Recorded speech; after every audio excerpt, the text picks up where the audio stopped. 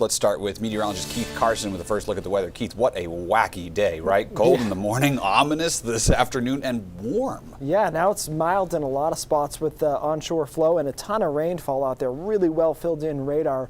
Basically no gaps. We're either moderate or heavy bands of rain across the entire state back through New Hampshire too. And there's still a lot more rain yet to get through here through the rest of this evening. So we are going to see some big rainfall totals in addition to the wind gusts.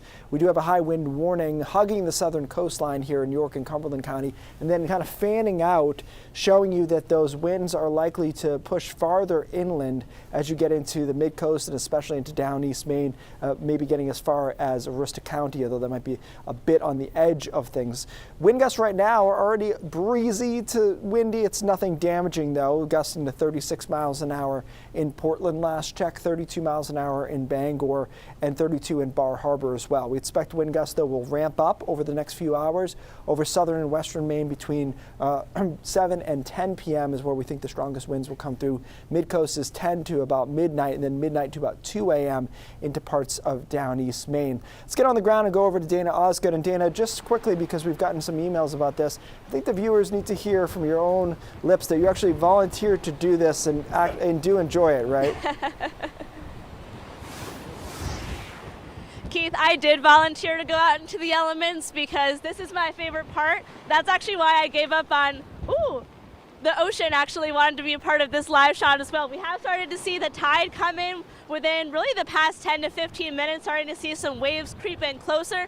But I feel like the big story here is just how windy and how rainy it is. I mean, you guys have talked about it on the radar. You've seen it as the state of me right now.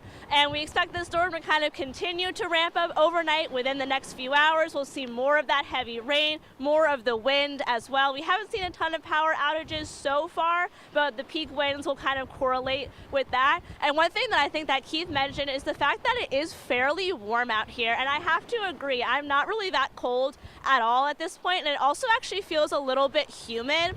So it almost has that kind of spring-like quality, and I feel like it fits with this storm pretty well with just the amount of moisture, the amount of rain that we've seen. So because I volunteered for this, I will be out here for the rest of the night giving you guys updates from South Portland, unless I blow away first, but that's not the plan. So Chris, I'll send things back to you in the studio where it is nice and warm and dry. Dana, we appreciate you being out there and bringing us the report live in South Portland tonight. Be safe. Thank you.